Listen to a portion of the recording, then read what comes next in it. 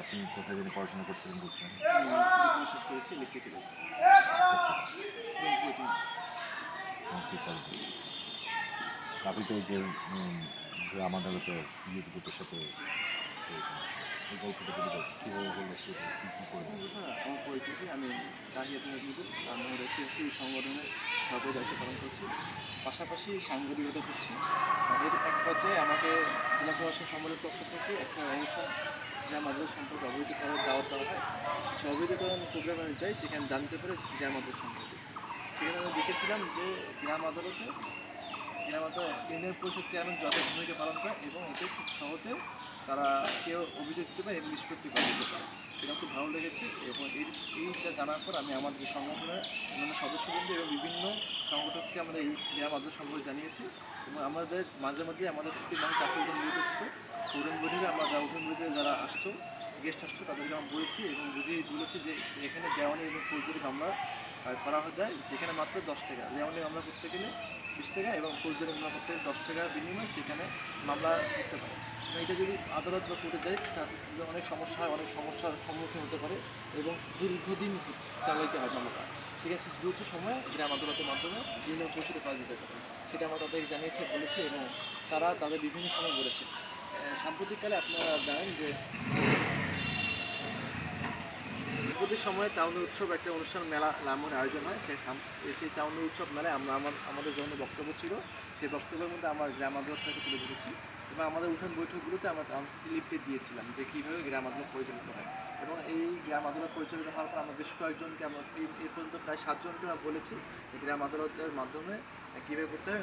সেই 7 জন সেই গ্রাম আদালতের মাধ্যমে খুব সুন্দরভাবে সেটার প্রতিকার পেয়েছে এবং গ্রাম আদালত তারা মামলা করেছে।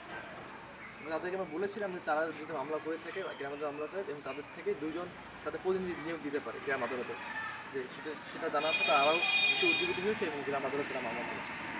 আর আমরা চেষ্টা করেছি আমাদের পক্ষ থেকে, আমাদের সংগঠনের পক্ষ থেকে যত দ্রুত সম্ভব বা যতভাবে সম্ভব আমরা এই গ্রাম আদালত কার্যক্রমটা বিভিন্ন লোকের মধ্যে প্রচার করব।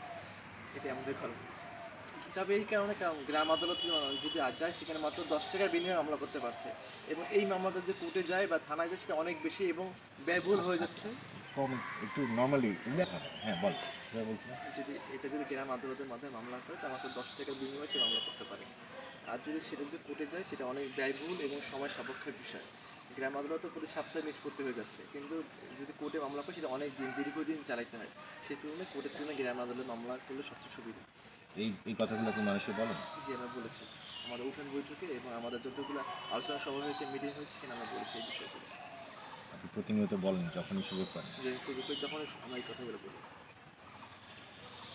যখনই সুযোগ পাই আমার, যখনই আলোচনা সভায় সুযোগ পাই তখনই আমাদের আমাদের সম্পর্কে মানুষকে অবহিত করা করি। ছিলেন যে আপনার কথা শুনে মানুষ গ্রাম আদালতে গিয়েছে এই পর্যন্ত 7 জন। 7 জন গ্রাম আদালতে সুবিধা গ্রহণ করেছে। একটা দুটো গল্প বলতে পারবেন কী হয়েছে? এখানে তাদের একজন টাকা পয়সার সমস্যা ছিল, তখন আমরা বলেছিলাম যে 3 লক্ষ টাকার কম যদি হয় আপনি সেই গ্রাম আদালতে, মানে আপনি তো representative as far as I understand, যে আমরা বলবেন না আমি বলবো, আমি নট শিওর অ্যাবাউট ইট।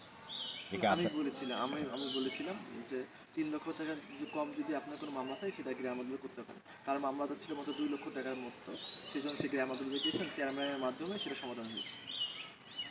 মানে সেটা কি কি কি নিয়ে সমস্যা ছিল? কিন্তু ঝগড়া বিভেদ ছিল, টাকা পয়সা নিয়ে একটা ঝগড়া বিভেদ ছিল, পার্টনারশিপ ব্যবসা ছিল, সেই টাকা পয়সা নিয়ে তাদের ঝগড়া বিভেদ ছিল। সেই ঝগড়া বিভেদের মাধ্যমে এটা অনেক বৃহত্তর যায়, সেটা গ্রাম আদালতের মাধ্যমে সেটা সমাধান হয়েছে। আপনার এমনি কেমন লাগে যখন মানুষের সাথে কথা বলেন? মানুষকে যে আপনি করেনটা কি? মানে আপনি কি সাধারণত মানুষকে চায়ের দোকানে বা অন্য জায়গায় যে আপনি গ্রাম আদালত নিয়ে কথা বলেন? হ্যাঁ, যখনই সুযোগ পাই গ্রাম আদালত নিয়ে তখনই বলে থাকি, কারণ আমাদের লালমোহরের জেলা দেখবেন, লালমোহরের জেলা হচ্ছে পিছিয়ে পড়া জেলার মধ্যে অন্যতম। লালমোহরের গ্রাম আদালত সম্পর্কে কত বেশি মানুষ জানে না, সেই জন্য আমি চেষ্টা করেছি যে কীভাবে গ্রাম আদালত মানুষের কষ্টটা কীভাবে কমানো যায়। যেমন কোর্টে গেলে অনেক সময় যায়, টাকা পয়সা যায়, অনেক ব্যয়বহুল হয়ে যায় এবং ঠিক মতো সে সুবিধা পাবে কি না বা তাদের স্বাধীন মতো সে কথা বলতে পারবে কিনা সেটা নিয়ে একটা প্রশ্নবিদ্ধ থাকে। কিন্তু গ্রাম আদালতে কিন্তু সে যে বাদে সে নিজে থেকে 2 জনকে নিয়োগ করতে পারে। সেই জন্য গ্রাম আদালতে আমরা সবসময় চেষ্টা করি যে বলি যে যদি ছোটোখাটো কোনো সমস্যা হয়, সম্মুখীন হয়, তারা যেন গ্রাম আদালতে আসে, এটা বলে থাকি সবসময়। এমনি আপনার আপনার ব্যক্তিগতভাবে আপনার কাছে কেমন লাগে এই কাজটা করতে? হ্যাঁ, ব্যক্তিগতভাবে আমার খুবই ভালো লাগে কথাবার্তা বলে। যেমন মানুষ যে মানে মানুষের কষ্ট আমি যেহেতু আগে বলেছিলাম, পরিচয়ের মধ্যে বলেছি স্বেচ্ছাসেবী সংগঠন করি। আমরা সবসময় চাই যে মানুষকে কীভাবে সেবা দেওয়া যায়, মানুষের কীভাবে কষ্টগুলো কমানো যায়। সেখানে আমরা দেখেছি গ্রাম আদালতে যদি কেউ যদি আসে অন্যান্য বিগত সময় তুলনায় বা বিগত জায়গায় মামলা করার তুলনায় তাদের অনেক ভালো হয় এবং তাদের অনেক কষ্টটা কমে যায়। এরকম।